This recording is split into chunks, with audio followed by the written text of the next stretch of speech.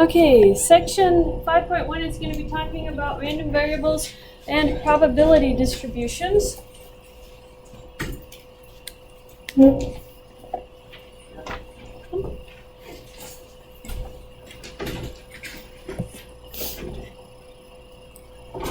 So, we have some definitions here. A statistical experiment is any process by which an observation or a measurement is obtained. So you have to get something from your results. You have to make an observation or you have to get a numerical measurement from it. Some examples here. Determine whether each of the following is a statistical experiment or not. Laying brick for a retaining wall. No.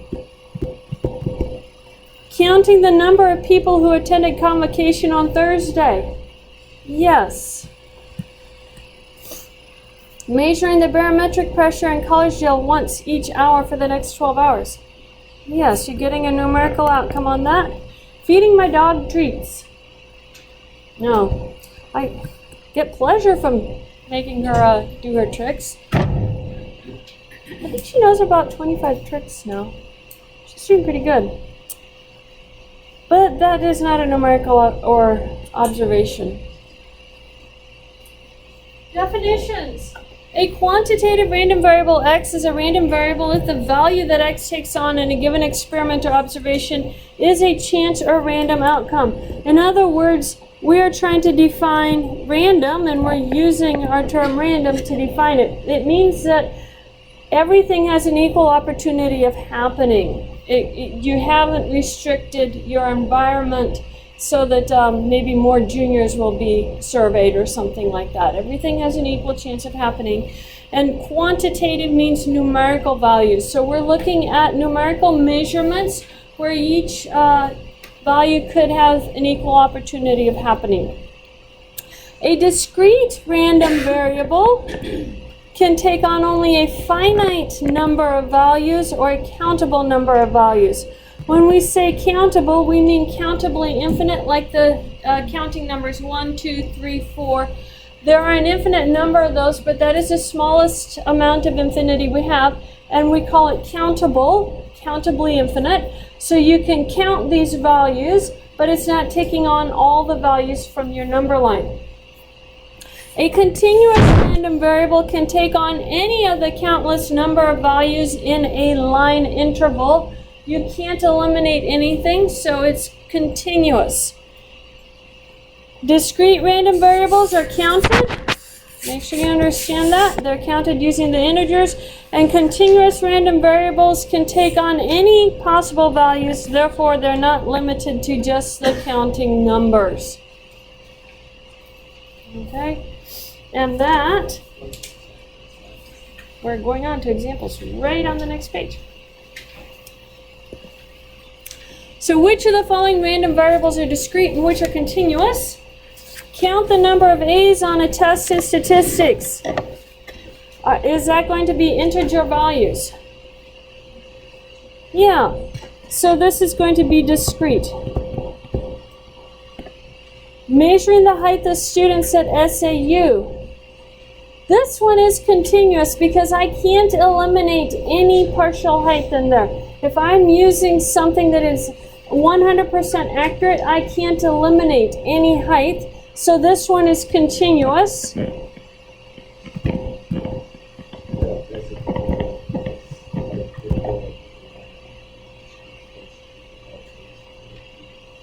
No, because I can't have 29.235976 A's. It's 29 A's or 30 A's, but I can't get partial A's. Yes. And the continuous ones, you can't eliminate anything in an interval. So I could have someone who's 5'1", maybe 5'1.5", maybe 5'1.25", You can't eliminate any particular measurement, so it is continuous.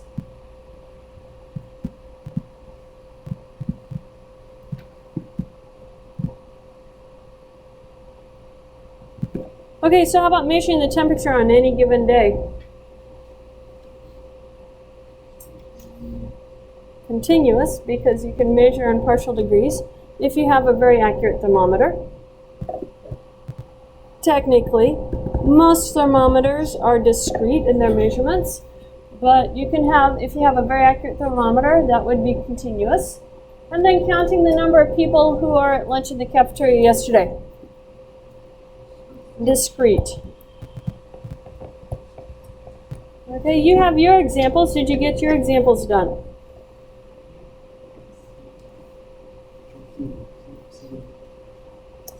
If you have a 100% accurate measurement of the gas pump, continuous.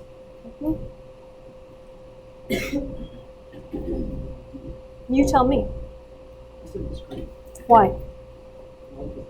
Number of people who voted. Yeah, and you don't have 0.25 people voting. Yes. You can't have fractional amounts for discrete. What's the difference between discrete? Quantitative variables can either be discrete or continuous. So this is defining what kind of variables we're talking about, and then we're differentiating those types of variables, the quantitative variables, into continuous and discrete. Yeah. Any other questions on that? Yeah.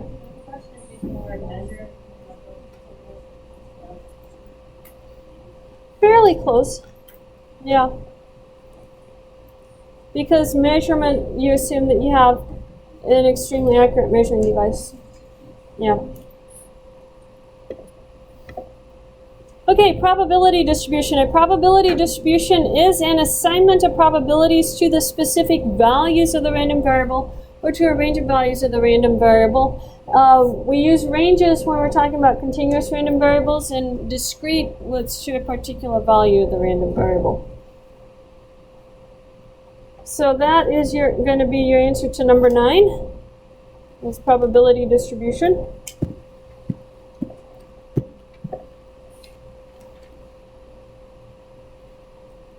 I think we got that written down.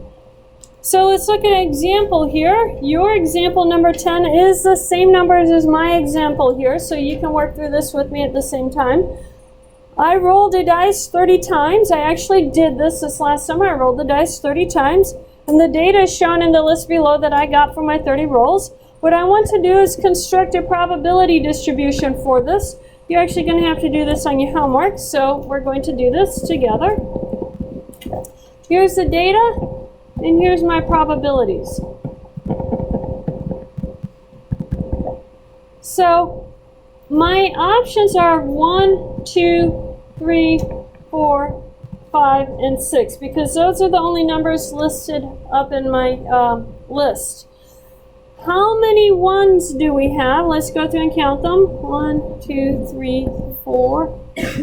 I have 6 ones. So this probability of 1 is 6 divided by 30. Remember when we rolled our dice? That's what we're making.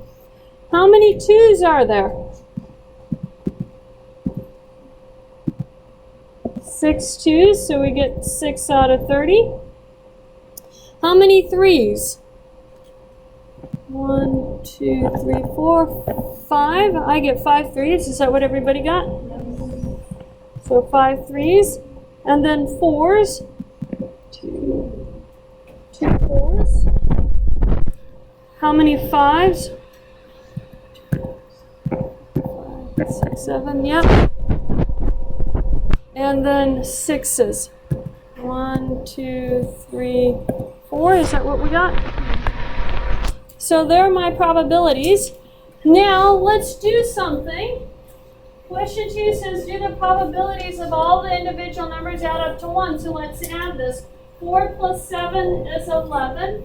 Add 2, we get 13. Add 5 is 18. 18 and 12 gives me 30. So I get 30 over 30, which equals to 1. Yes, they have to add up to 1. That's going to be a property of a probability distribution. If a number is selected at random, what is the probability that the number will be even? Well, let's count. Notice yours says odd. This is where yours is different from mine. So you have to add the odd probabilities together. I'm going to add the even ones together. I have 6 and 6 is 12, so I get 12 out of 30. So you guys are going to have what? 18 out of 30, right? And now we have to find the mean for this set of data. How did we find the mean for a set of data? Add them all together, divide by the number of data values, or better yet, put them all in a calculator, right? So let's put them all in our, let me get that for you. Let's put them all in our calculator and find the mean for this set of data.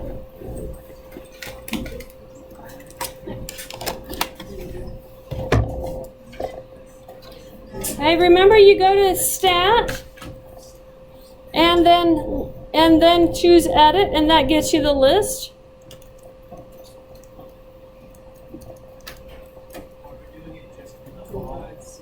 For all of them. All of them.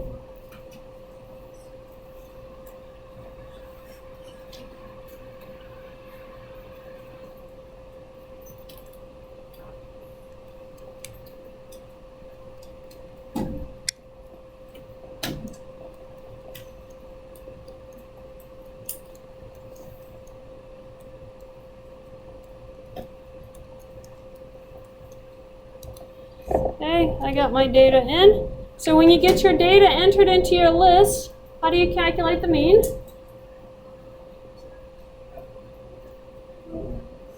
Yeah, if you're doing it by hand, but if you're doing it on the calculator, stat calc, one variable stats. L1 is where I stuck it. So I got a mean of x bar is equal to 3.33 if I round it to 2 decimal places. Is that what you guys got for an average?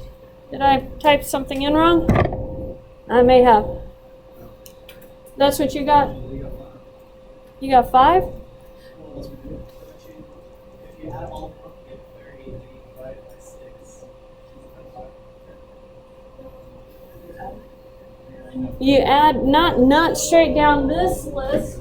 You're adding all of those. Yeah, I see the data. I see the problem. Yes, you would have gotten 5 if you used that set of data. No, that's not the set of data you're supposed to use.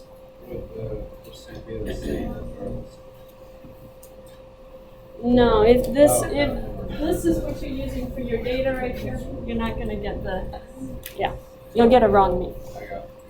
3.33 is what you should get. Yeah, if you put all the data values in, all the original rows into your calculator and ask it for the mean, it should give you 3.33. Now, do you guys understand what I just did there? Okay. There is actually a different way to calculate those means, and we're going to, well, I'll get to it in a minute. I won't show it to you on this example. But this is what we did last time, being able to calculate the mean of our set of data. Now, if you had thousands of data values, you probably don't want to put them in there. And people will give you these frequency tables and probability distributions like this, and they'll ask you to calculate the mean from that. So we have to come up with a different formula for that, and that is exactly where we're headed. A probability distribution is assigned. A probability is assigned to each value of the random variable, and the sum of these probabilities must be 1. That is what our probability distribution is. We saw that on the last example. The sum of our probabilities was 1, and the probability was assigned to each value of the random variables. The mean and standard deviation for these, and this is assuming that you have a population. Everything in this chapter is going to be dealing with populations. We're going to get back to samples later. But these are populations, so we use our Greek letters. The mean is a summation, that funky sigma here, Greek sigma is summation. Summation of x times the probability of x. So you're going to do x times the probability of x, add that all together. The standard deviation is a little bit harder, x minus the mean squared times the probability of x. So you're still finding the distance your data values fly from the mean. And then the probability of x is a measurement of the number of those data values that you have. So those are our mean and standard deviation formulas. That's going to be your answers to 11 and 12 there on this slide. Do we have those finished?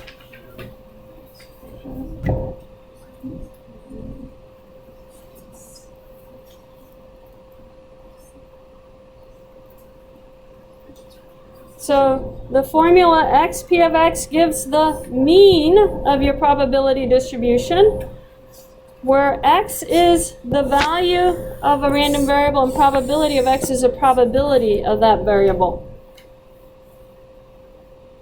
And then number 13, standard deviation is what's in your first set of lines. And then here again, x is a value and p of x is a probability. The last one, question 14, comes from our very bottom line here, the expected value. The mean of a probability distribution is also called the expected value of the probability distribution. The mean and the expected value are the same thing. It's just someone gave two different names for the same idea. So expected value of your probability distribution is the same as the mean of your probability distribution. Okay, so continuing.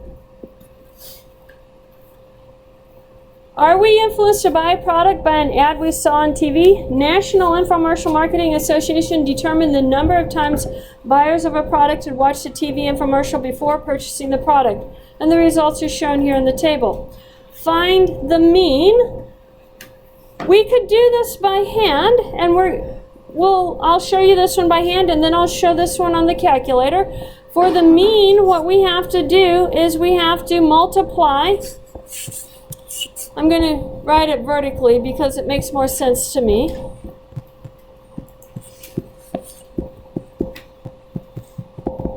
So my data values are 1, 2, 3, 4, and 5. And then the probabilities are 0.27, 0.31, 0.18, 0.09, and 0.15. I have to multiply these across, so I'm going to do 1 times 0.27, and what do you get when you multiply 0.27 by 1? 0.27. 2 times 0.31 gives me 0.62. 3 times 18 is 54, so 0.54. 4 times 9 is 36, so 0.36. And then 5 times 15 is 75, so 0.75. So multiply those across. I'm going to actually write that in red. You're multiplying these across.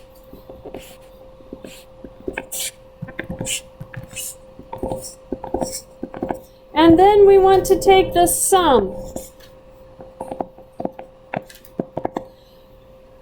So 7, 8, 9, 13, 19, 24, 2, 4, 10, 15, 18, 25.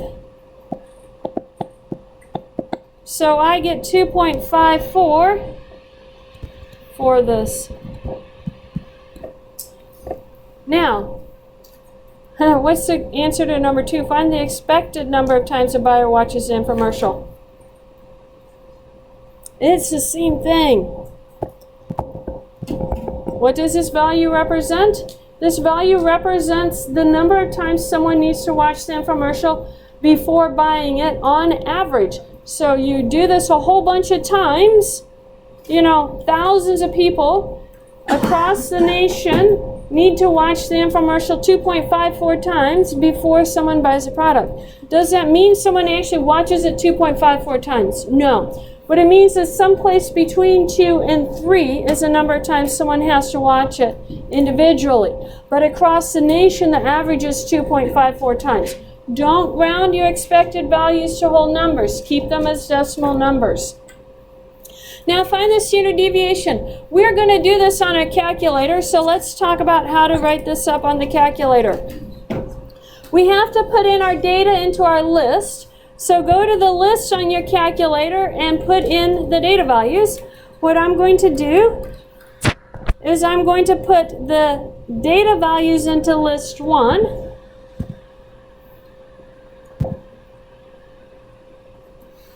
So that's going to be the 1, the 2, 3, 4, and 5. And then into list 2, I'm going to put the probabilities and put them in as decimal values. 0.27, 0.31, 0.18, 0.09, and 0.15. I should have the same number of values on each list that I have. Exit your list. And now we're going to go do stat. We're going over to calc. And we're still selecting our one variable statistics, but it's going to ask us for a frequency for that. And the frequency is our list 2. Our data is in list 1. And now here in list 2, I tell it that that's the frequency. And then I go down and hit calculate. Yeah. List 2, did you put the probability for the next time? Just the probabilities.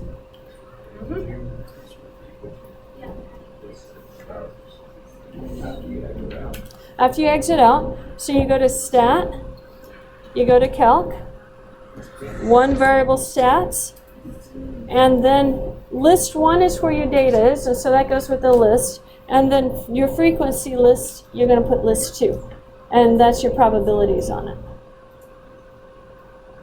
Does your calculator not say frequency? Let me see what your calculator is giving you. Okay.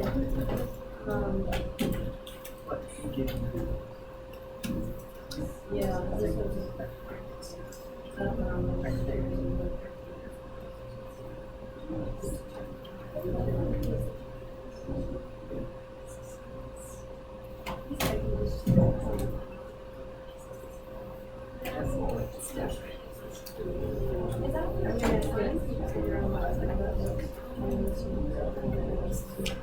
this was going to be this.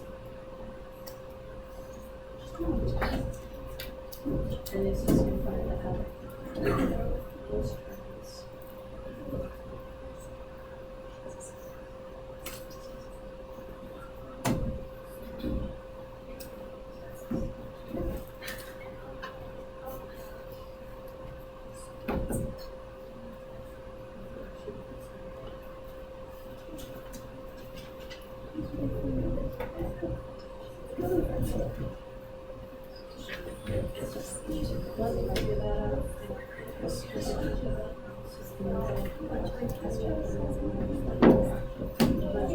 Hey guys, if you have the older calculator, there's a setting we have to fix on it, and I forgot to look that setting up. If you have the newer calculator, it will look just like this. I will send an email out to everybody shortly after class. I do a repeat performance of this up until 1 o'clock, so it might not come out until right after 1 o'clock, on how to do it on the older calculator for you. I forgot that setting from last semester when I taught this class, so I have to look that setting up. I will get it sent out to you guys so you can do that with the frequencies on there. If you want to do it the old way, you can multiply it and just put it in and then just add it up. But I don't want to make you do it the old way. We want to do it the easy way. So, yeah.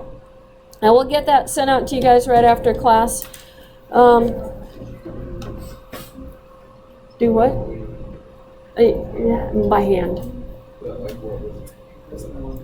For that, you would, in the list L1, you do x times the probability of x, and then you go to your operations and you choose sum of L1. It's painful. Yeah. Give me 10 seconds. Let me go get a different calculator from my office that you can borrow. Or share a calculator with your neighbor. Does your calculator work? Yeah, so share what you get. Hey guys, if you have one of the older calculators, share with your neighbor for this homework.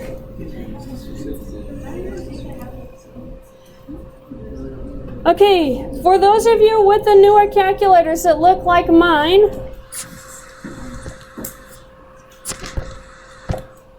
you should have gotten, now my computer's slow, 2.54 for the mean, which is what we got. And then notice that the standard deviation, it only gives you the population standard deviation. Your population standard deviation is 1.366. And if I ask you to round this to 2 decimal places, I would round it to 1.37.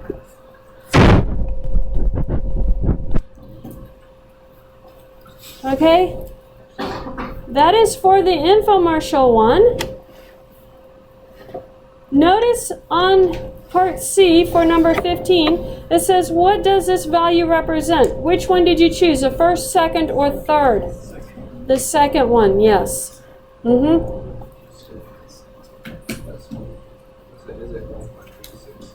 Yeah, except I rounded it to 2 decimal places.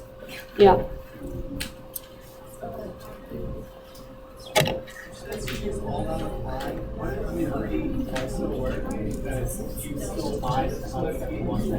It needs to be that 2.54.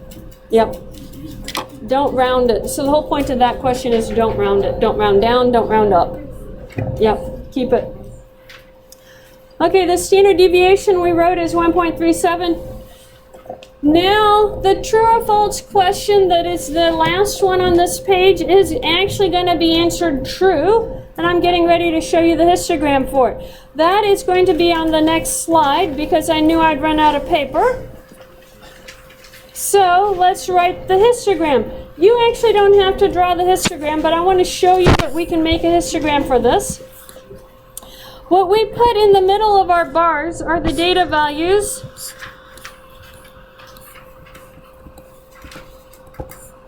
And we center our bars over those. So then I have 27%. It goes from 9 to 31. So I'm going to do 5, 10, 15, 20, 25, 30. And so if I'm looking at 27, that's right up here. And I draw my bar so it goes halfway between 1 and 2. And write my percent on it so we know what it is. Then for 2, it goes up to 31, which is just bigger than 30. For 3, it's 18, which is between 15 and 20. 4 is 9, which is just smaller than 10. And then 5 is 15.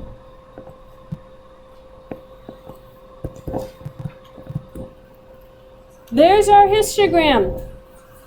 What you need to know about these bars is they have a width of 1. Okay.